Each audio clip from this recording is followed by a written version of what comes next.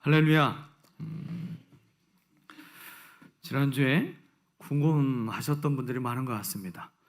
다음 주에 담임 목사님도 안 계시고 원로 목사님도 안 계신데 누가 설교하는 거지? 누가 특별한 분이 설교하러 오시나?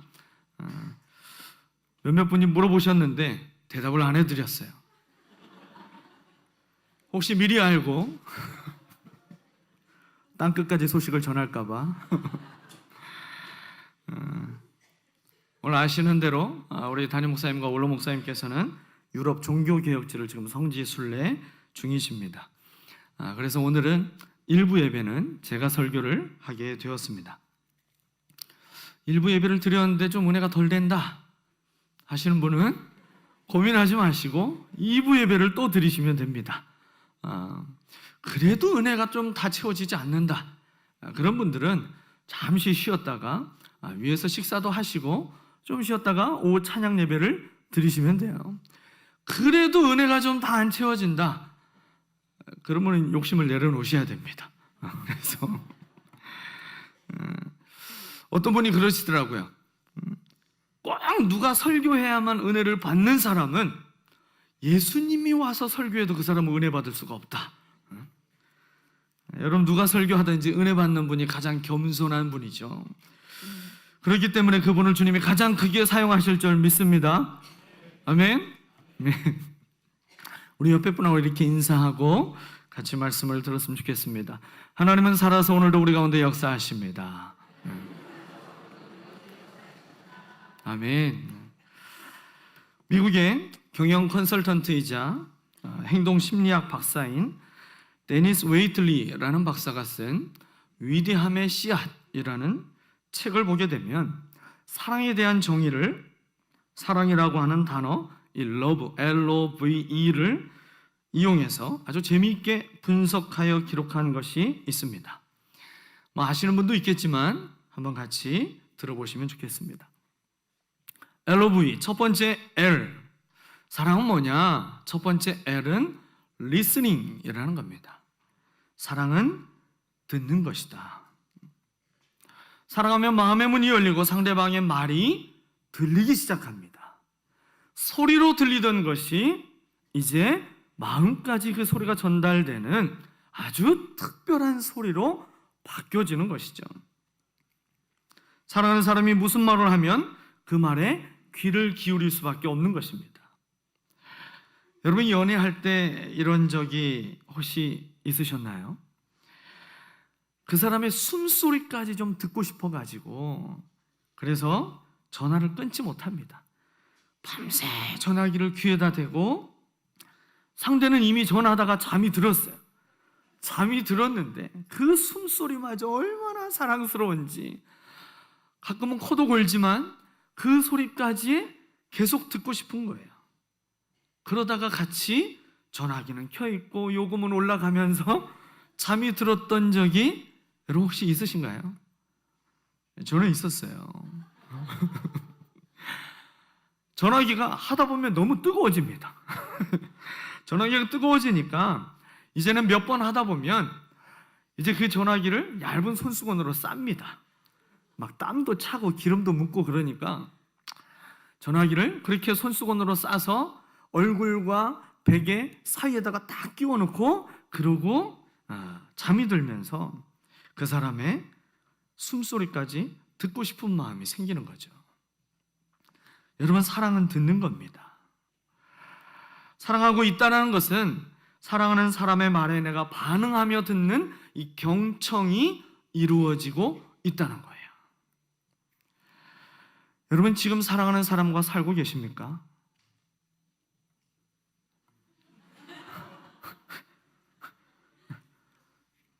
갑분싸. 다른 말로 이 질문을 바꾸겠어요. 지금 함께 살아가고 있는 사람의 이야기를 경청하며 살고 계십니까? 여러분의 이야기를 경청하는 사람과 살고 계십니까? 여러분, 이것이 내가 사랑하는 사람과 살고 있는지 알아볼 수 있는 한 가지 기준이 되는 겁니다. 여러분, 범죄한 아담에게 하나님 먼저 찾아가셔서 대화하셨습니다. 그리고 예수님을 부인했던 베드로에게 예수님이 먼저 찾아가셔서 대화하셨습니다. 하나님은 우리와 끊임없이 이야기하고 우리의 고백을 듣고 싶어 하시는 분이 하나님이십니다. 하나님을 사랑하는 성도라면 그 하나님의 말씀을 듣기를 즐겨해야 하나님을 사랑한다라고 말할 수 있는 것입니다. 두 번째, LOV에서 이 O, 두 번째 O는 overlooking이라는 거예요. overlooking, 눈 감아준다라는 겁니다. 눈을 감아주는 거예요. 베드로전서 4장 8절 말씀을 보게 되면 사랑은 허다한 죄를 덮느니라. 사랑은 허다한 죄를 덮느니라. 상대의 실수와 허물이 보일지라도 덮어줄 줄 아는 것이 사랑이라는 겁니다. 여러분, 가정이든 목장이든 서로의 눈에 보이는 허물로 인해서 다툼이 일어나고 있다면 여러분, 그 사랑은 이미 병들기 시작했다는 것입니다. 하나님이 저와 여러분의 모든 죄와 허물을 덮어주셨다라고 하는 이 사실을 우리는 기억해야 됩니다. 세 번째 V는 valuing입니다. 발음이 좀 시원찮죠. valuing, 가치를 인정해 준다라는 거죠. 사랑하면 사랑하는 그 사람이 이 세상에서 가장 소중한 사람으로 그 사람의 가치가 달라지게 됩니다.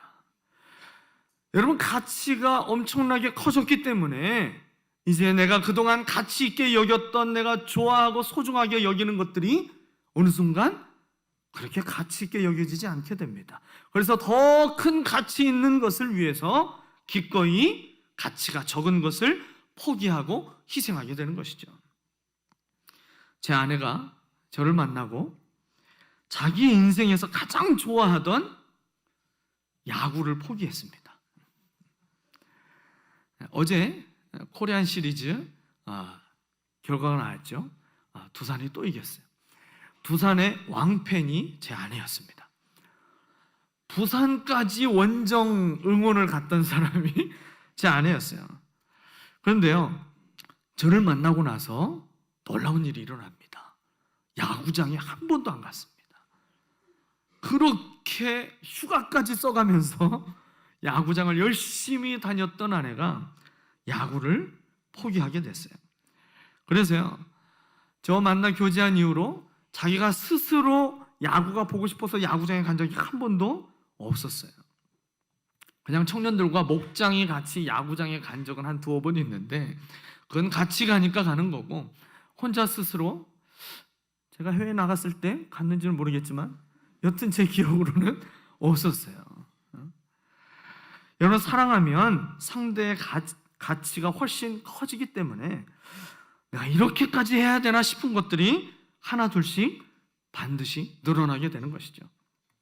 하나님은 우리를 사랑하셨을 때 우리를 천하보다 귀한 존재로, 우리를 보배롭고 존귀한 존재로 여겨주셨습니다. 마지막 LOVE의 E는 expressing입니다. 표현한다라는 거예요. 표현하는 것.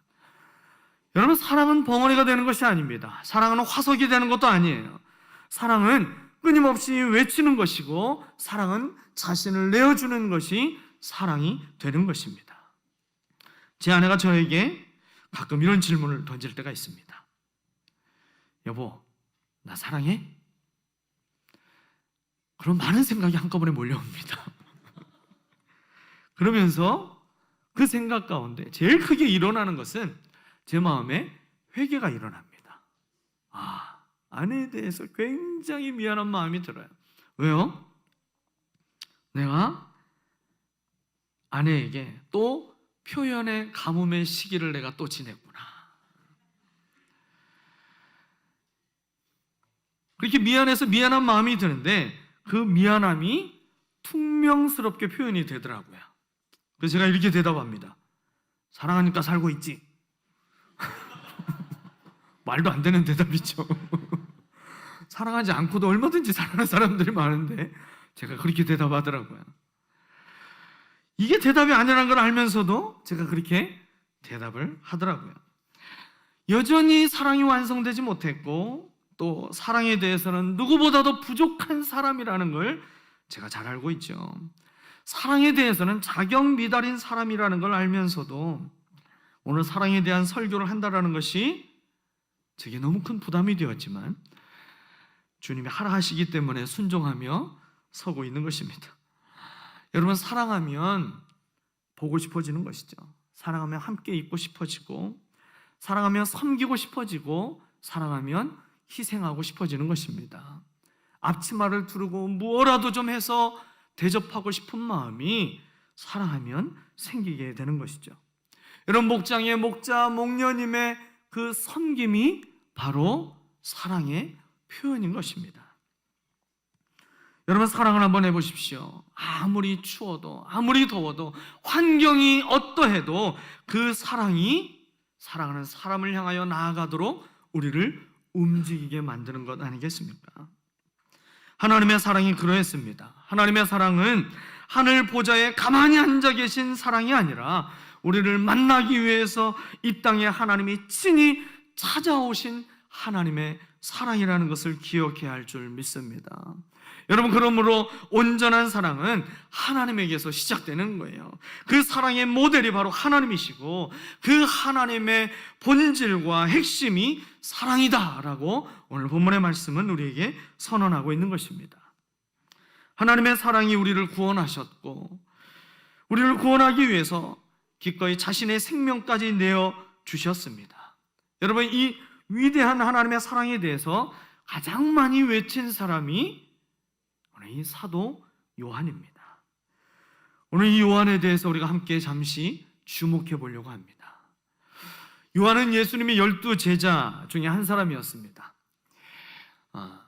그가 어떤 배경의 사람이었는지 성경이 곳곳에서 이야기를 하고 있죠. 세베대 아들 야고보와 요한으로 형제를 동시에 주님이 부르셨다라고 성경이 기록하고 있습니다. 요한이라고 하는 이름의 뜻은 하나님은 은혜로우시다 라는 뜻입니다. 이름이 참 은혜가 됩니다. 그죠? 그의 직업은 어부였습니다. 아버지가 어부였고 그 아버지의 직업인 어부를 함께 따라서 도와서 어부의 일을 했던 사람이 요한이었죠. 갈릴리 베세다에서 어부로 살아가던 그 요한을 주님이 부르시게 됩니다. 그리고 그 주님의 부르심 앞에 즉시 배와 아버지와 품꾼들을 다 버려두고 예수님을 따라가게 됩니다. 이 사도 요한은요, 어린 나이에 예수님의 제자로 부름을 받게 되고 그 예수님의 공생애를 그가 다 경험하였고 예수님이 승천하신 이후에 이 초대교회 처음 시작과 그리고 그 모든 과정과 그리고 그 초대교회가 성숙하고 성장하는 기간 동안 모든 박해까지 온몸으로 다 견뎌냈던 사람이 사도 요한입니다. 다른 모든 제자들은 순교의 길을 걸어갔지만 사도 요한은 순교하지 않았습니다. 그가 수가 다하여 천국의 부르심을 받은 유일한 제자였죠. 근데 어찌 보면 사도 요한도 참 순교하고 싶었을 것 같아요. 지금 이 시대와 같은 시대에서 사도 요한이 살아가지 않았죠. 극심한 박해 속에서 그게 끊임없는 사형 선고가 날마다 내려지고 있는 그 삶의 시간을 그가 매일매일 살아갑니다. 순교보다 더한 순교적 삶을 매일매일 살아가며 하나님의 뜻 앞에 끊임없이 순종하며 살아갔던 사람이 사도 요한이었죠. 사도 요한을 통해서 기록된 성경이 5권이 있습니다. 요한복음, 요한 1, 2, 3서, 요한계시록. 요한이라고 하는 이름을 생각하면 제일 먼저 떠오르는 것이 사랑일 것입니다. 여러분, 그가 기록한 성경 안에 사랑이 가장 많이 등장하고 있다는 사실을 우리는 요한이 기록한 성경을 읽어보면 잘 알 수 있습니다. 요한을 통해서 기록된 이 성경 가운데 사랑이라고 하는 단어가 기록된 것이 몇 번 나왔는지 검색을 해보면 84번이 등장을 합니다. 신약 성경 안에 사랑이라는 단어가 총 284번이 등장합니다. 그 가운데 이 요한이 84번을 사용하고 있어요. 사복음서만 비교해봐도 사도 요한이 얼마나 사랑에 대해서 강조하고 있는지 잘 알 수 있습니다. 마태, 마가, 누가 이 세 개의 복음서에서 사랑이라는 단어를 다 합쳐도 요한복음 한 군데에서 기록하고 있는 그 사랑이라고 하는 단어보다도 7번이 적습니다.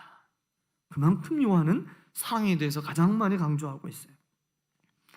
우리가 잘 알고 있는 사랑장으로 알려진 고린도전서 13장을 포함하고 있는 고린도전서는 고린도전서가 총 16장까지 되어 있는데 그 안에 사랑이라는 단어가 18번 나오고 있습니다.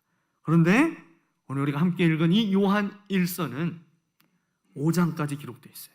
근데 그 5장 안에 사랑이라는 단어가 30번이 나오고 있습니다. 요한이 얼마나 사랑에 대해서 강조하고 있는지 잘 알 수 있죠. 전승에 의하면 이 사도 요한의 제자들이 오늘날 이런 질문까지 했다고 합니다. 아니 선생님, 사랑 외에는 도대체 하실 말씀이 없는 겁니까? 우리에게 전할 메시지가 사랑 외에는 그렇게 없는 겁니까? 여러분, 이런 질문까지 했을 정도이니 사도 요한이 얼마만큼 이 사랑에 대해서 끊임없이 묵상하고 그 사랑을 이 세상에 흘려보내기 위해서 얼마나 애썼는지 알 수가 있는 것이죠. 단순히 사랑이라는 단어만 많이 사용했기 때문에 그가 사랑의 사도는 아닐 것입니다. 그의 인생을 통해서 가장 많이 전해지고 그 제자들에게 남겨진 것이 사랑이었기 때문에 요한을 우리는 사랑의 사도다라고 부르게 되는 것입니다. 가까이 갈 때마다 사랑이 느껴지고 그와 오래 머물게 되면 그에게서 사랑의 향기가 진하게 풍겨났던 사람이 사도 요한이었습니다. 여러분, 그런데요, 아주 불편한 한 가지 진실이 있습니다. 그거는 이 요한에게 원래부터 사랑이 그렇게 쉬운 것이 아니었다는 거예요. 복음서에 나오고 있는 이 요한에 대한 구절들을 한번 다 찾아보게 되면 그 사실을 우리는 잘 알 수 있습니다. 요한은 극적인 순간들을 예수님과 함께 계속 동행하는 모습을 우리가 볼 수가 있어요. 그런데 그 모습들 속에 나중에 그가 위대한 사랑의 사도가 될 것이다라고 여겨질 만한 행동은 단 한 군데도 찾아볼 수가 없습니다. 오히려 그와 정반대의 모습만 가득합니다.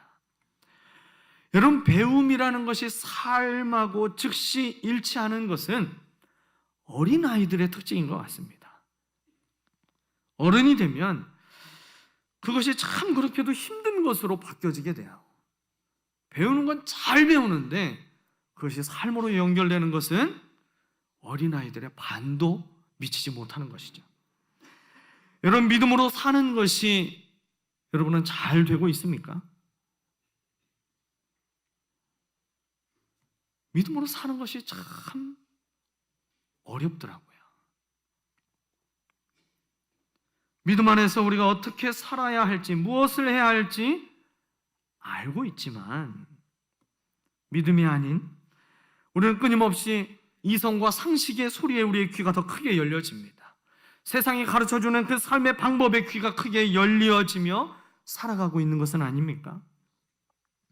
주님이 원하시는 것이 무엇인지 알고 있지만 그것을 안 하겠다는 것이 아니라 자꾸만 나중에 하겠다라는 식으로 뒤로 미루며 내가 원하는 것을 먼저 하려고 여러분 그렇게 살아가고 있지는 않습니까?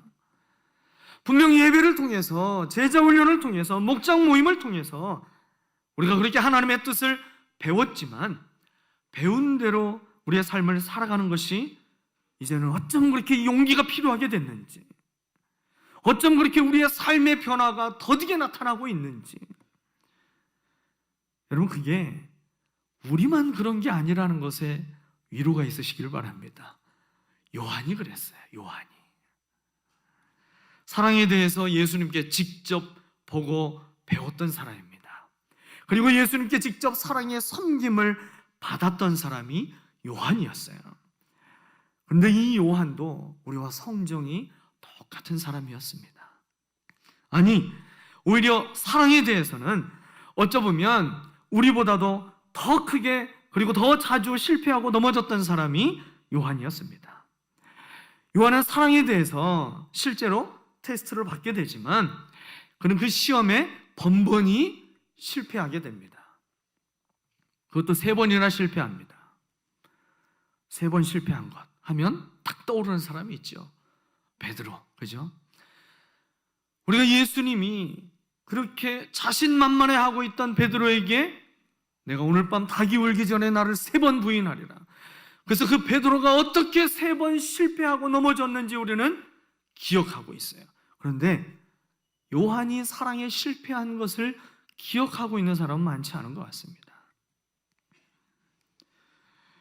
그가 실패한 사랑의 3가지가 무엇이 되겠습니까?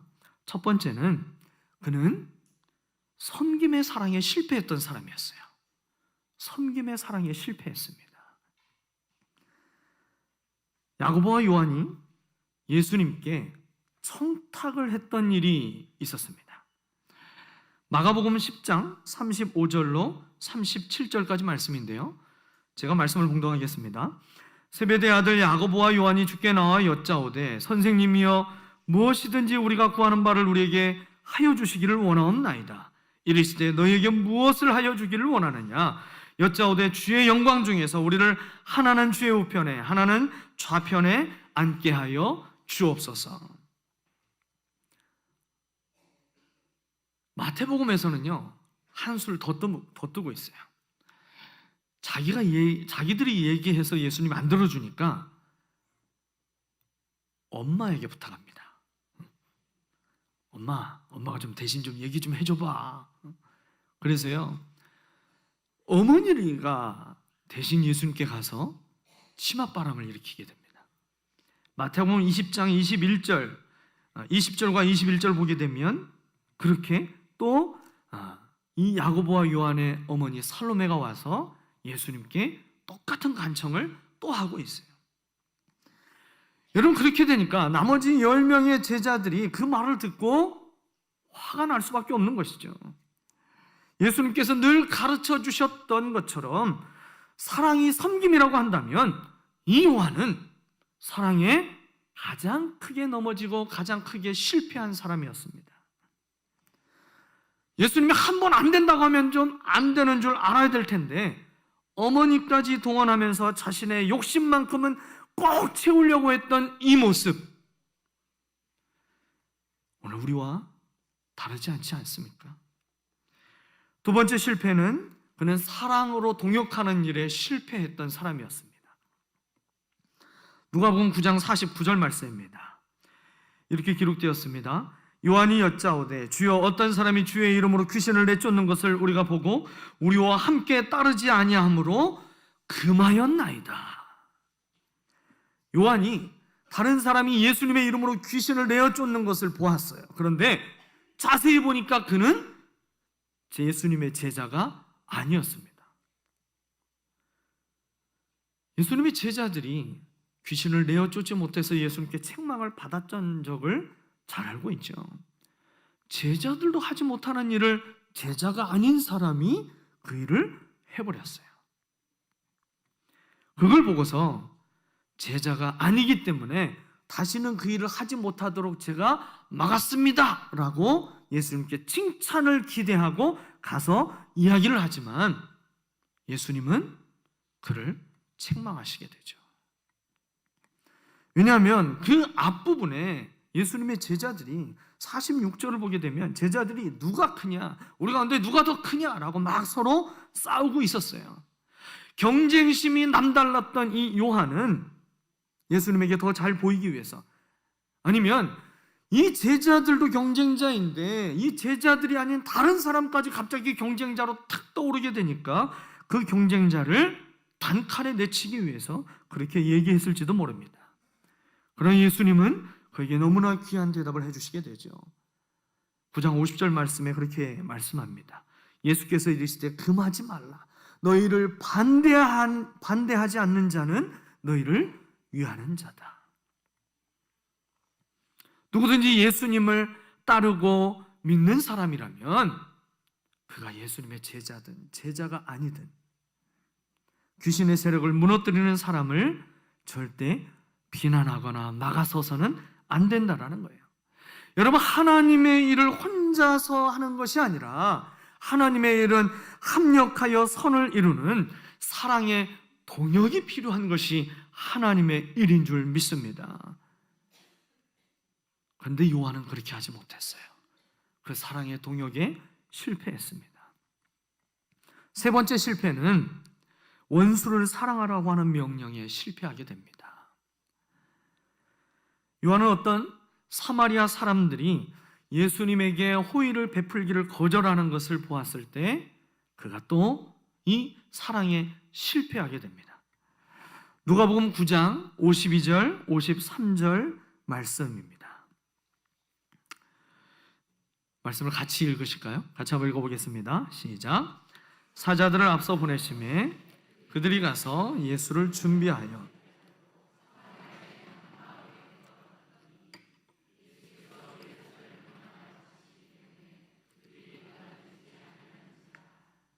그들은 왜 예수님을 받아들이지 않고 예수님을 박대했다고 이야기하고 있습니까? 예수님이 자기들의 마을이 아니라 자기들 개 취급하며 무시하고 있는 이 유대인들의 중심 도시인 예루살렘을 향하여 가시려고 하기 때문에 예수님께 호의를 베풀지 않았어요. 그때 이 요한과 그의 형인 야고보의 반응이 참 기가 막힙니다. 그것이 54절 말씀에 기록되고 있어요. 54절 말씀. 제자 야고보와 요한이 이를 보고 이르되 주여 우리가 불을 명하여 하늘로부터 내려 저들을 멸하라 하기를 원하시나이까? 주님 명령만 하세요. 명령만 하시면 제가 그렇게 기도하겠습니다. 제가 기도하면 뭐든지 될 것처럼 여기면서 그런 기도를 지금 이 땅에 해야 되지 않겠습니까? 여러분, 도대체 이게 예수님의 제자의 입에서 담을 수 있는 말이 되겠습니까? 이 사마리아 마을에 지옥불이 떨어져야 됩니다. 이 사람들은 당장 지옥으로 떨어져야 될 사람입니다. 지금 그렇게 이야기하고 있는 것이거든요. 여러분, 그렇게 사랑에 대해서 배운 사람이 어떻게 이런 말을 할 수가 있겠습니까? 이러한 야고보와 요한을 향해서 주님이 지어주신 하나의 별명이 있습니다. 마가복음 3장 17절 말씀입니다. 마가복음 3장 17절 우리 같이 한번 읽어볼까요? 또 세베대 아들 야고보와 야고보의 형제 요한이니 이 둘에게는 보아너게 곧 우리의 아들이란 이름을 더하셨으며, 보아너게 그 이름의 뜻이 우리의 아들이라고 하고 있습니다. 그 뜻을 굳이 설명하지 않아도 보아너게 그냥 그 이름만으로도 느낌이 오지 않습니까? 그 둘을 향하여서 보아 너 개 얼마나 성질이 개 같으면 보아너게라고 하는 그 이름을 하나 더해 주셨겠어요. 그 성정을 너무나도 잘 아시는 주님이세요. 우리가 알고 있는 요한이 사랑의 사도이기 전에 그는 우리의 아들이었어요. 가까이 하기에는 너무나도 거칠고 폭력적이고 파괴하는 성품을 지닌 사람이 요한이었습니다. 폭풍우를 동반하면서 요란하게 내려치고 있는 그 우리와 같은 사람이었어요. 판단하기 좋아하고 비판하기를 앞서고 명예욕에 가득했던 사람이 요한이었습니다. 여러분, 사랑의 사도와는 거리가 멀어도 너무 멀지 않습니까? 요한은 분명 예수를 믿고 구원받은 하나님의 자녀였습니다. 예수님이 부르신 아주 특별한 제자이기도 했습니다. 예수님께 직접 훈련을 받은 사람이었고 그 기간도 24시간 내내 붙어 지내면서 3년이나 훈련 받은 제자가 이 요한입니다. 그런데도 여전히 우리의 아들이라고 하는 이 별명처럼만 지내고 있는 사람이 요한이었어요. 여러분, 이 요한을 통해서 이 요한을 거울 삼아 오늘 주님은 우리의 모습을 발견하기를 원하고 계십니다. 여러분, 이 가을에 추수자로 살아가기 위해서 우리에게 반드시 필요한 것이 사랑입니다. 여러분 본당에 들어올 때마다 마음이 무겁지 않으세요? 추수자로 살아가라 빡 써 있는데 내가 한 주간 추수자로 살았나? 주님이 나를 책망하시는 음성처럼 들리는 거예요. 들리지는 않은지.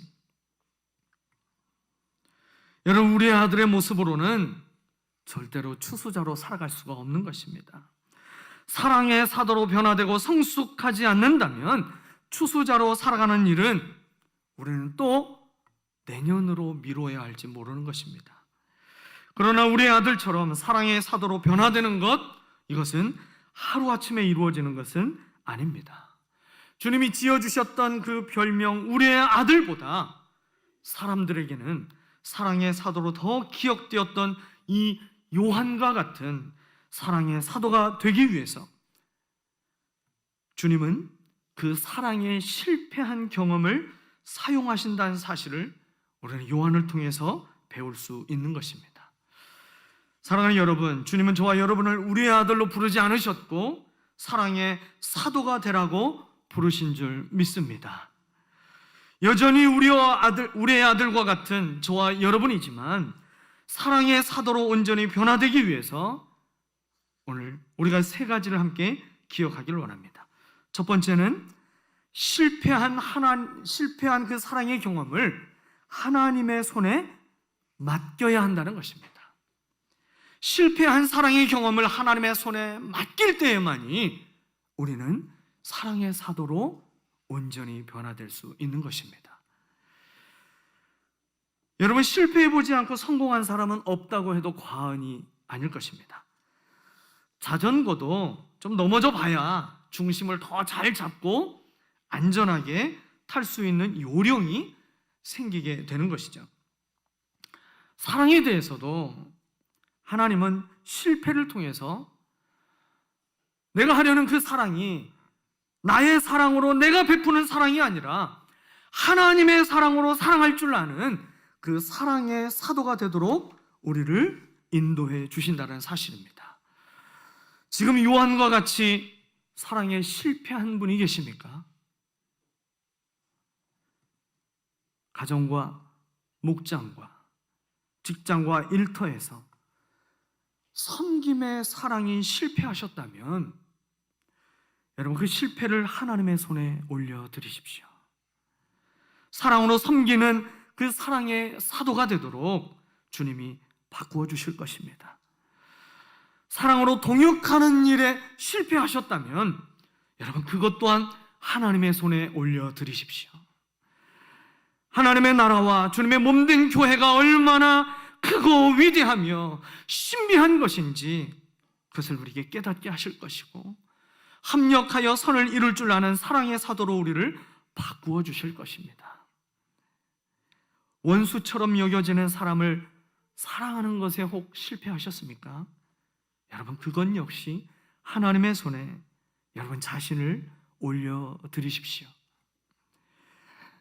내가 원수처럼 여기고 있는, 내가 용서가 되지 않고 있는 그 사람을 통해서 하나님은 내가 가장 예수님을 닮은 사랑의 사도가 되는 축복의 기회가 되도록 우리의 마음을 만져주시는 은혜가 우리 가운데 있게 하실 줄 믿습니다. 주님은 요한 사도를 처음부터 사랑의 사도로 부르셨습니다. 그를 우리의 아들로 쓰기 위해서 부르시는 것이 아니라 그를 사랑의 사도로 쓰기 위해서 그를 부르셨어요. 그러나 요한이 사랑의 사도가 되는 그 과정 속에서 철저하게 겪어야 되는 시간은 이 사랑에 실패하는 시간을 그가 가져야 됐던 것입니다. 왜냐하면 사랑은 사람에게 속한 영역이 아니기 때문입니다. 오늘 본문 7절 말씀에서 분명히 말씀하고 있죠. 사랑은 하나님께 속한 것이니, 사랑이 나에게 속한 영역이 아니라 하나님께 속한 영역임을 알기 위해서는 내가 하고 있는 이 사랑, 내가 가지고 있는 이 사랑의 한계가 얼마나 보잘것없었던 것인지 여러분 이것을 철저하게 깨달아야만 내가 하는 사랑에서 주님이 하시는 사랑으로 바꿔질 수 있는 것입니다. 두 번째는 사랑이신 하나님을 닮아가야 우리가 사랑의 사도로 변화될 수 있다는 것이죠. 여러분, 요한이 사랑에 실패한 것이 무엇 때문이라고 생각하십니까? 그가 사랑에 대해서 몰랐기 때문에 그랬을까요? 그가 사랑이 없었기 때문에 사랑이 실패했을까요? 아닙니다. 사랑에 실패한 가장 큰 이유는 요한이 하고 있었던 그 사랑이 하나님을 닮지 않았기 때문입니다. 오늘 본문에서 사랑의 원형이 하나님이시라고 말씀하고 있습니다. 하나님은 사랑이시라. 여러분, 그렇습니다. 사랑은 하나님을 닮아가야만 온전한 사랑이 비로소 시작되는 것입니다. 여러분, 하나님을 닮아가는 것이 어떻게 이루어지겠습니까? 하나님이 아버지가 되시면 여러분, 사랑은 자동으로 그 하나님을 닮아가게 되는 것이죠. 우리는 본질상 진노의 자녀였고 마귀의 종로로 타던 사람들이었어요.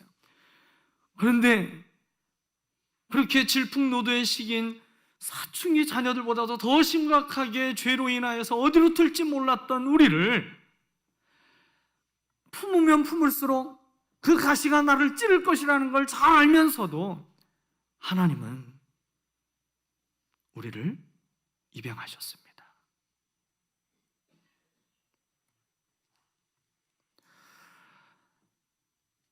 여러분, 만약에 입양을 하신다라고 할 때 나에게 입양을 추천하고 있는 그 아이가 눈앞에 있는데 그 아이에 대해서 누군가 설명할 때 이렇게 한다고 한번 생각해 보세요. 이 아이는 몸도 연약합니다. 지능도 조금 떨어지고 판단력도 좀 부족한데 고집은 엄청 셉니다. 그리고 그 부모는 심각한 사람들이었습니다. 아버지는 알코올 중독자에 교도소를 여러 번 들락날락한 사람이었고 어머니 또한 심각한 우울증으로 자살을 여러 번 시도했던 사람이었습니다. 이 아이는 지금 사춘기로 접어들어서 정말 이곳에서도 감당하기 어려운 아이입니다. 이 아이를 데려가시죠. 여러분 같으면 그 아이를 내가 입양을 마음 먹고 있어도 그 아이를 입양할 수 있겠습니까? 나를 어떻게 보고 이런 아이를 추천해 주세요? 다른 아이 없나요? 또 다른 아이 없나요? 또 다른 아이 없나요? 끊임없이 다른 아이를 찾을 겁니다. 그런데 하나님은요, 그런 우리를 거짓의 아비였던 마귀의 종로로 타고 있던 우리를 본질상 진노의 자녀였던 우리를 그대로 입양하셨어요. 자녀 삼아 주셨습니다. 여러분, 그렇기 때문에 우리가 하나님을 닮아갈 수 있게 되는 것 아니겠습니까? 자녀는 닮지 말라고 해도 그 부모를 닮을 수밖에 없는 것입니다. 나 같은 사람을 자녀 삼아 주신 하나님의 은혜가 여러분 매일 조금씩 더 크게 깨달아져서 구원의 감격이 어제보다 오늘 더 크게 된다면 여러분, 그 믿음을 주님이 얼마나 기뻐하시겠습니까? 바울이 복음 안에서 날마다 자기를 죽이고 지극히 작은 자라고 고백하던 것도 모자라서 자신을 죄인 중에 괴수라고 말하면서 점점 더 구원하신 하나님의 사랑이 그 가슴에 크게 깨달아졌기 때문에 하나님이 이 바울을 위대한 추수자로 쓰신 것이 아닙니까? 여러분, 하나님을 닮은 사랑만이 나를 변화시키고 나를 통해서 가정과 목장과 직장과 일터와 학교가 변화되게 하시는 것입니다. 오늘 본문에서 나를 통해 하나님께서는 하나님을 닮은 사랑에 대해서 이렇게 말씀하고 있습니다.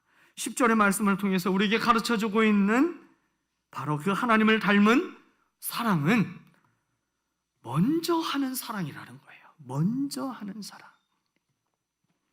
최영덕 간사님의 찬양의 가사를 우리는 잘 알고 있습니다. 내가 먼저 손 내밀지 못하고, 내가 먼저 용서하지 못하고, 내가 먼저 웃음 주지 못하고 이렇게 머뭇거리고 있네. 그가 먼저 손 내밀기 원했고 그가 먼저 용서하길 원했고 그가 먼저 웃음 주길 원했네. 나는 어찌 된 사람인가? 오 간교한 나의 입술이여, 오 옹졸한 나의 마음이여. 2절은 또 이렇게 고백합니다. 내가 먼저 섬겨주지 못하고, 내가 먼저 이해하지 못하고, 내가 먼저 높여주지 못하고 이렇게 고집부리고 있네. 그가 먼저 섬겨주길 원했고, 그가 먼저 이해하길 원했고, 그가 먼저 높여주길 원했네. 나는 어찌 된 사람인가? 오 추악한 나의 욕심이여, 오 서글픈 나의 자존심이여. 하나님을 닮은 사랑은 먼저 하는 사랑입니다. 로마서 5장 8절 말씀은 이렇게 기록하고 있습니다. 우리가 아직 죄인 되었을 때 그리스도께서 우리를 위하여 죽으심으로 하나님께서 우리에게 대한 자기의 사랑을 확증하셨느니라. 우리가 회개하고 돌아섰기 때문에 우리를 위하여 죽어주신 것이 아니라 지독히도 고집부리며 그 죄를 붙들고 있었던 우리를 위하여서 하나님은 그 독생자 예수 그리스도를 십자가에 내어주셨습니다.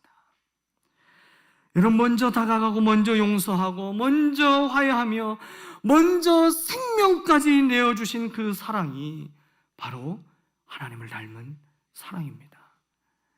오늘 우리의 사랑이 하나님을 닮았습니까? 왜 내가 먼저 해야 되는데, 왜 내가 저 사람을 먼저 용납하고 저 사람이 아직 잘못했다는 얘기를 안 했는데 내가 왜 먼저 그를 찾아가야 되는데? 요한은 그것을 깊이 깨닫고 하나님을 닮은 사랑으로 세상을 섬기고 변화시키는 위대한 사랑의 사도가 되었습니다. 마지막으로 사랑의 사도는 예수님과 동행하는 삶을 통해서 완성되는 것입니다. 우리가 아는 대로 예수님이 어딜 가든지 항상 데리고 다닌 3인방이 있어요.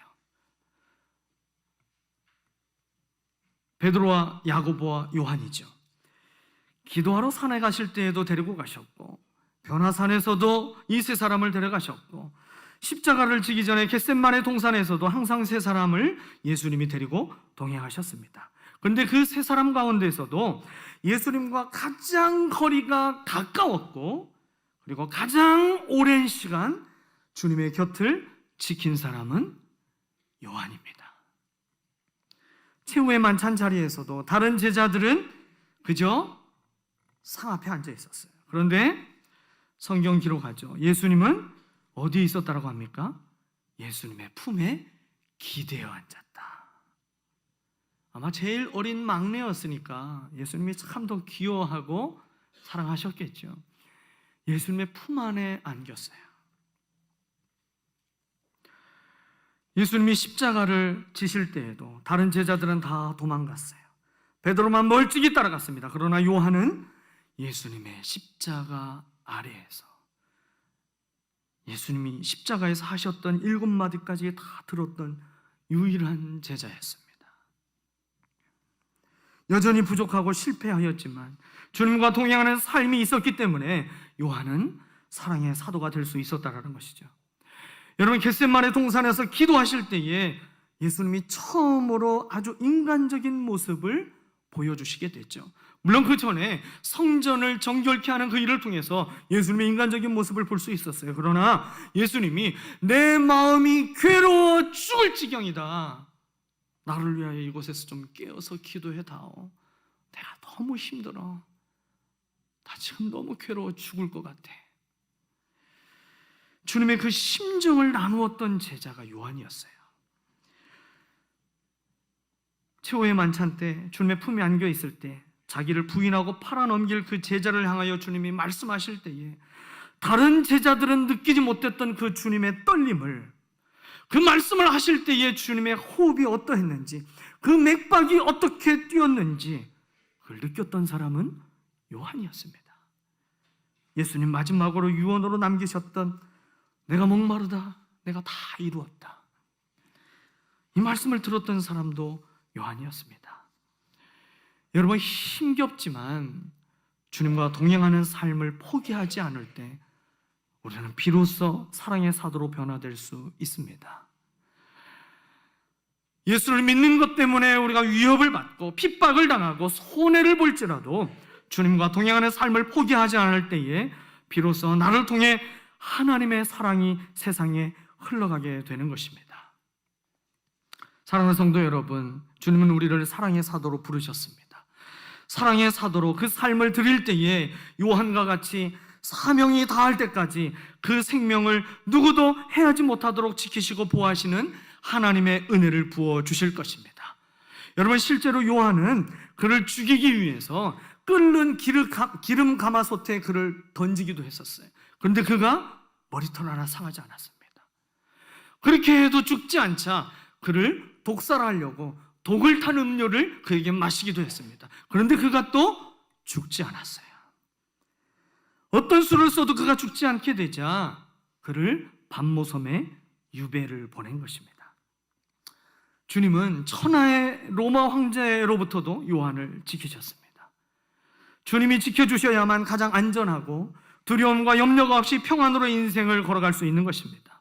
사랑의 사도로 부르신 주님께 우리가 온전히 순종하며 우리의 모든 사랑의 실패들을 하나님의 손에 올려드리면서 그 주님이 다스려 주시도록 우리의 인생의 주권을 내어드려야 하는 것입니다.